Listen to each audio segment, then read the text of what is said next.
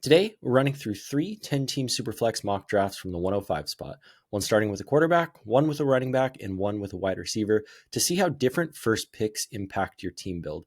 We've got a lofty goal of 750 subscribers by the end of August, so any support is greatly appreciated. So first team, starting off with Jayden Daniels at the top. I don't foresee having access to Allen or Lamar in 10-team at the 5 spot, especially not in 12-team, but if you do, would go in that direction if you are looking to start off with a quarterback. Daniels was the QB5 last year, QB4 if you remove week 18 where he only played half the snaps. There is a little bit of projection putting him in the top 3, so I understand the hesitation if you're worried about how highly ranked CJ Stroud and Anthony Richardson were heading into year 2, a sophomore slump for Jayden Daniels himself, but more importantly, the Terry McLaurin contract situation. I'm in the camp that it will get ironed out, but the longer it takes, the higher risk of McLaurin getting off to a slow start or potentially injured if that happens. But there is no questioning his fantasy ceiling. And I will say with McLaurin, like, let's pretend he was on a different team. Let's say it was like the Steelers or whomever, and he had requested a trade.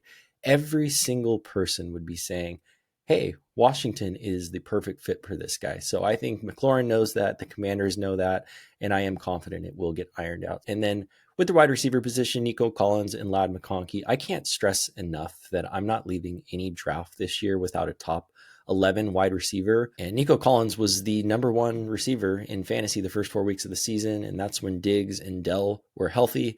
Now they're both gone, obviously. Well, Dell, dealing with injury, but Diggs is on the Patriots, and they replace the slot position with Christian Kirk, and then they bring in 2 Iowa State guys in the draft. Both players I really like, and I will be doing a rookie preview show here in the upcoming days, and both of those guys will be on that list, so stay tuned for that. But again, Nico is definitely going to be the alpha. And then with Ladd, he finished as the wide receiver 13 after a ho-hum start to the season and is clearly the go-to guy on that offense. And of course they want to run the ball more, but they're not just going to take the ball out of Justin Herbert's hands. So I don't expect necessarily like crazy volume for Ladd, but he should be hyper efficient. And then I hammer the running back position with 3 of the next 4 picks. I have James Cook RB13, Ken Walker RB15, and James Conner RB18. With Cook, he seems to be the popular guy to fade right now, but I just can't necessarily get behind that. Obviously follow the contract situation closely, but he is practicing at camp as of this week. No one's saying that he's going to score 18 touchdowns again, but he was the RB12 2 years ago after only scoring 6. And at his current ADP of RB14, that just feels so safe to me since we've seen him do it in 2 very different ways the last 2 seasons. So give me the talented back on the offense that projects to score the most points in the NFL. And then with Walker, he has missed the last couple of days of practice with a foot injury, so definitely monitor that. But if we get a full healthy season, we are all expecting him to outperform this ADP, especially in this new outside zone run scheme under Kubiak. I think that that fits Walker's game very well. And I did protect that investment with Charbonnet late. Charbonnet is one of the few handcuffs I'd be willing to take because we've seen how productive he is when he fills in. And then with James Conner, we know he's a top 12 running back when he's on the field. Drew Petzig was asked last week whether or not Conner's still the workhorse, and his response was absolutely.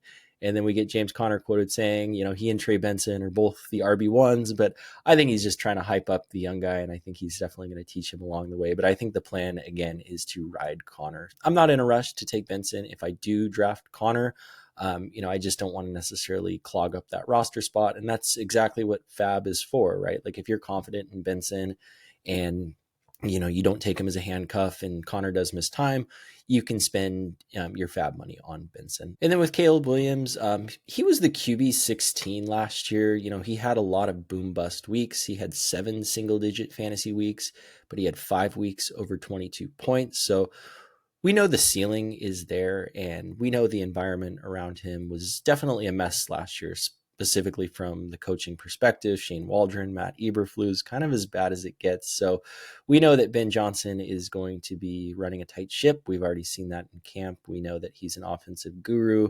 He adds playmakers around him with Luther Burden and Colston Loveland. Obviously, they already have DJ Moore and Rome Odunze.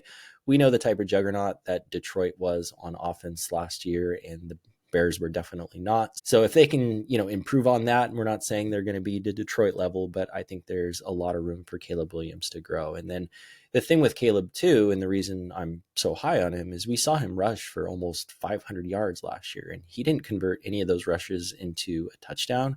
And in college, he was just a touchdown scoring machine on the ground. I mean, I guess he was a touchdown scoring machine in all facets of the field. But 27 rush touchdowns in 37 college games, like, come on, there's got to be something in there. So if he can get 4 to 5 conservatively this year, I think he can be in for a really big season. And then with TJ Hawkinson, I'm starting to come around on Hawk in the middle rounds. I know the popular thing to do has kind of been big three or wait, but with Hawk, he only played half the season last year coming off injury. Now he's got a full off season removed. But more importantly, if Addison does get suspended, and it sounds like the suspension can be 3 games, like, Hawkinson's going to be the clear number 2 and provide some easy targets while the defense focus on Jefferson, while McCarthy kind of gets his footing underneath him. So I will say, this pick made me nervous because I only had 2 wide receivers, but I do think I did a good job of rounding out that room with the next 4 picks. So the next 4 picks, Chris Olave, Jacoby Myers, Matthew Golden, and Stephon Diggs.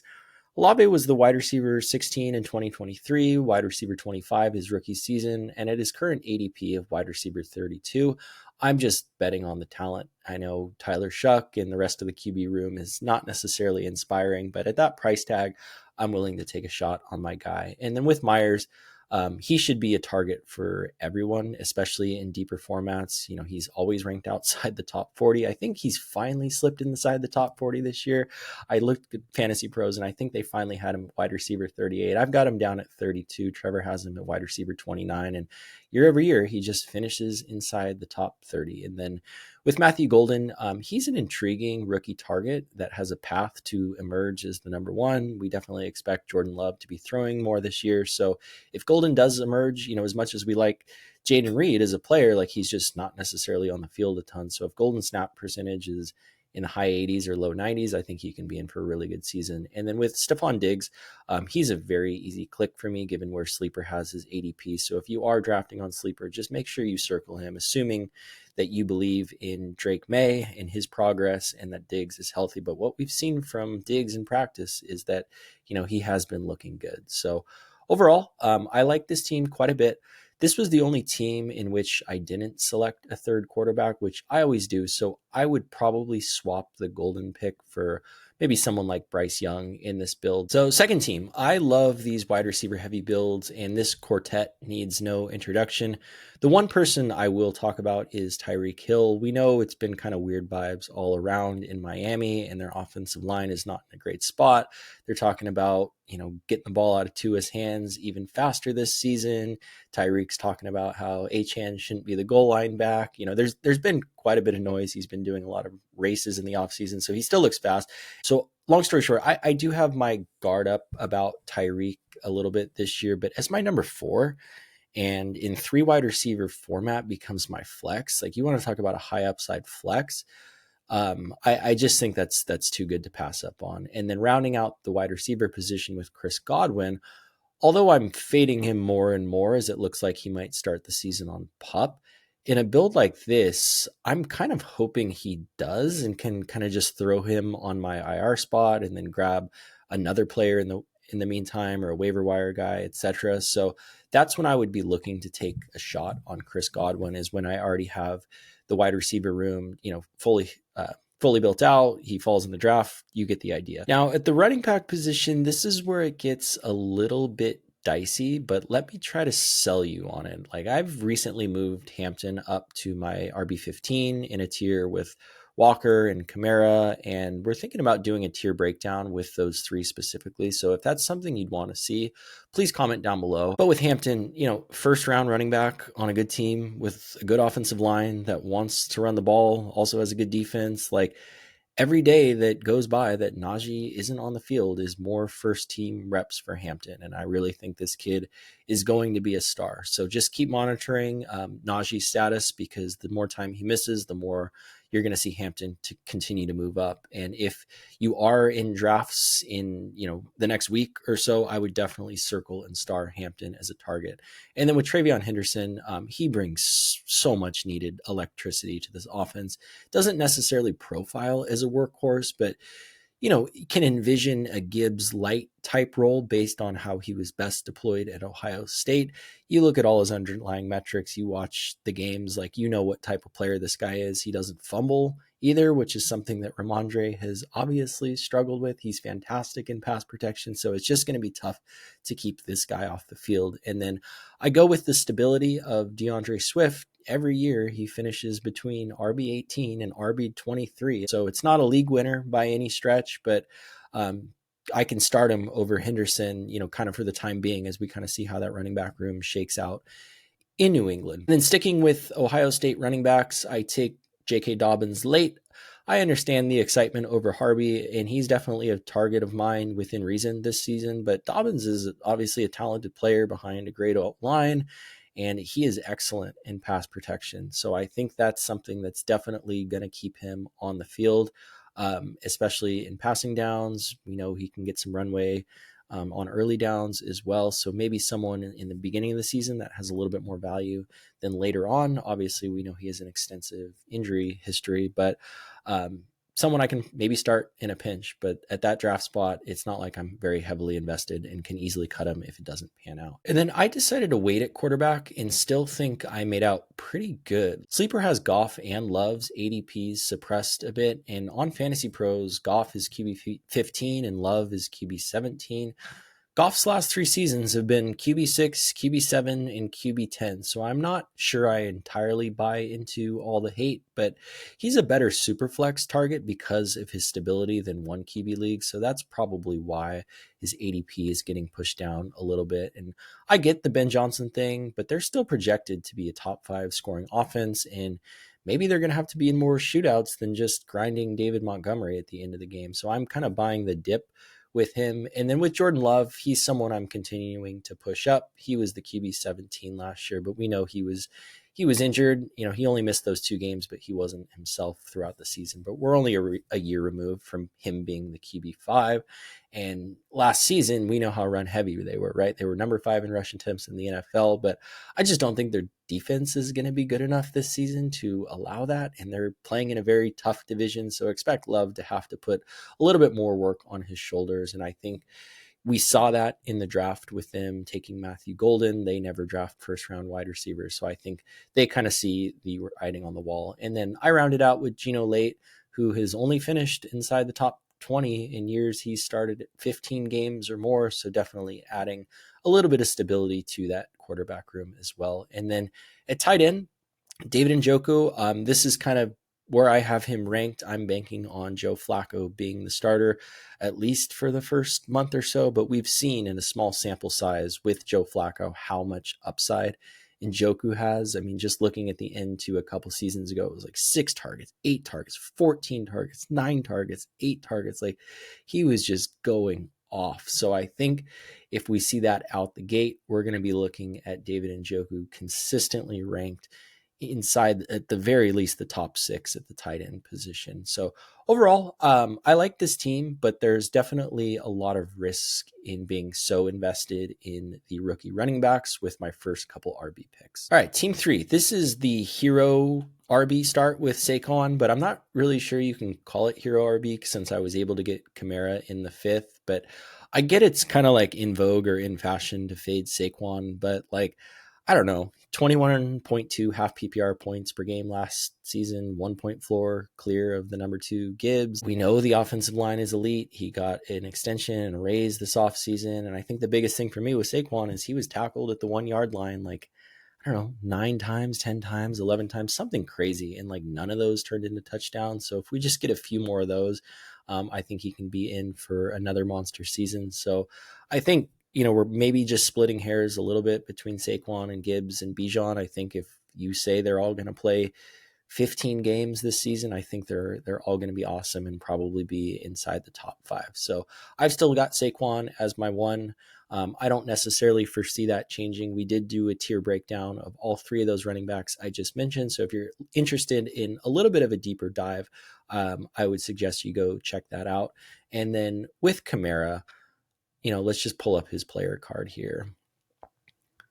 I mean, look at his finishes year over year. It's just, I understand it was a letdown being out weeks 16 and 17 when you needed him most, but it's just so hard for me to ignore that he still finished inside the top 10 in a great season for running backs while being the RB6 in points per game. And then with Caleb Johnson, he is an awesome runner, and I think he has a great career ahead of him. And if he gets Najee's volume, he will definitely be a steal.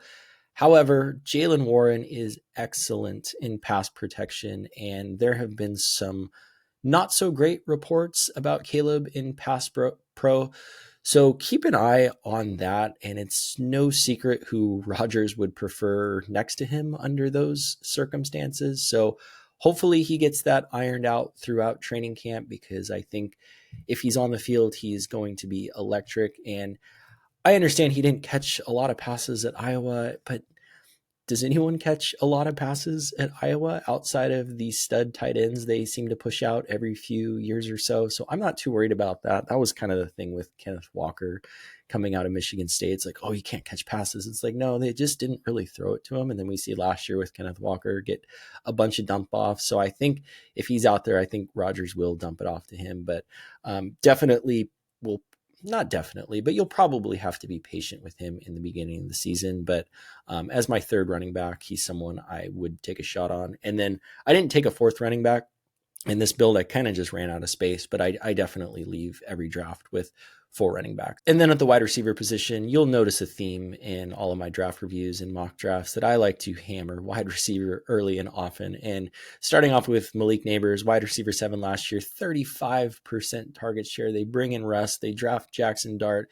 And if Jameis Winston ever starts any games, we will be ranking Malik Neighbors number 1 and probably in it, maybe like a mini tier of his own with Jamar Chase. And Neighbors led the league in go routes. Russ ranked 3rd in deep ball efficiency. Russ was also excellent when he got the ball out quickly. Good for Neighbors, kind of quick shots over the middle, but he wasn't great on really anything in between. But I think we're going to see him hit on a lot of those moon balls and hopefully some quick hitters. And Russ has supported multiple 10 touchdown wide receivers throughout his career. So maybe if Malik doesn't necessarily see the insane volume that he had, we should expect a few more touchdowns. And then with Drake London, wide receiver 5 last season, 3rd in the NFL in targets at over 9 per game, led the NFL in target share inside the red zone. We never doubted London's talent, right? It was just a matter of atrocious quarterback play. And we got a small sample size with Michael Penix, and it was awesome. So hopefully they can keep that rolling. And then with JSN,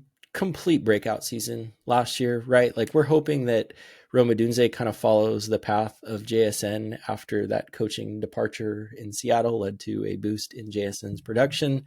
But so much has changed in Seattle, right? Like that was definitely the Ryan Grubb, Washington style air raid offense. And, Geno was like number 2 in pass attempts and number 4 in pass yards, or something crazy, right? And that completely changes under Kubiak, but no more DK, no more Lockett. Obviously they bring in Cooper Kupp. So we'll see if that pushes JSN outside more, but I'm not too worried about that. I think they're going to use a lot of bunch formations and things like that and move him around the field a lot. But Cooper Kupp's also not the beacon of health at this point in his career. So if he's missing time, we could be looking at a massive share for JSN, and hopefully Darnold continues to build off what he found in Minnesota. And that wasn't just a product of Kevin O'Connell. And then with Ted McMillan, this guy, I think is going to be a stud, right? Bryce Young told Dave Canales and the GM, this is the guy that I want you to pick. They played against each other in high school.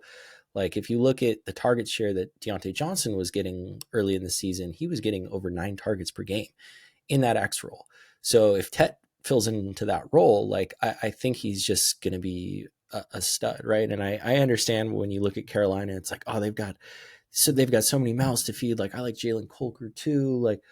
I like Xavier Legette, and when Thielen's on the field, he's getting a bunch of targets. But I think this team is just like itching for a true number one, and I think Dave Canales is kind of maybe getting his Mike Evans in Ted McMillan. So he's someone I'm very excited about this year. And then with Deebo Samuel, like, he didn't look great last year. Obviously, it was a disappointment, especially given his ADP. But when you look around on this team, and we talked about Terry McLaurin earlier, but assuming that gets hammered out, I think for me, it's like last year, Zach Ertz was second on the team in targets with 91. So Debo's stepping into a great opportunity. And then with Emeka Ibuka, just cannot say enough great things about this guy. I think if you're drafting soon, I would circle, highlight, star this guy, because he's going to be an absolute stud. And if Chris Godwin starts the season on PUP, this is someone that is probably going to be getting jammed into starting lineups as early as week 1 or week 2, because I just can't say enough good things about this guy. I think he's going to be awesome. And then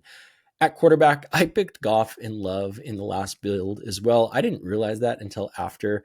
But I guess it kind of just showcases how I feel about those guys. Like, if you skip to this build, just long story short, Love is a year removed from being QB5, and Goff has 3 straight top 10 seasons, yet are both ranked in the mid to late teens at the position. And then with Bryce Young late, hopefully he can build on that strong finish to the season. And then David Njoku took him in the last draft as well, again, banking on Joe Flacco being the starter, and he was awesome with him a couple years ago. So overall, I would say I like this team quite a bit. I think all of these turned out pretty solid. Typically, we would go a couple more bench spots here, but overall, would love to hear how you guys would rank these teams, and look forward to speaking to you in the next one.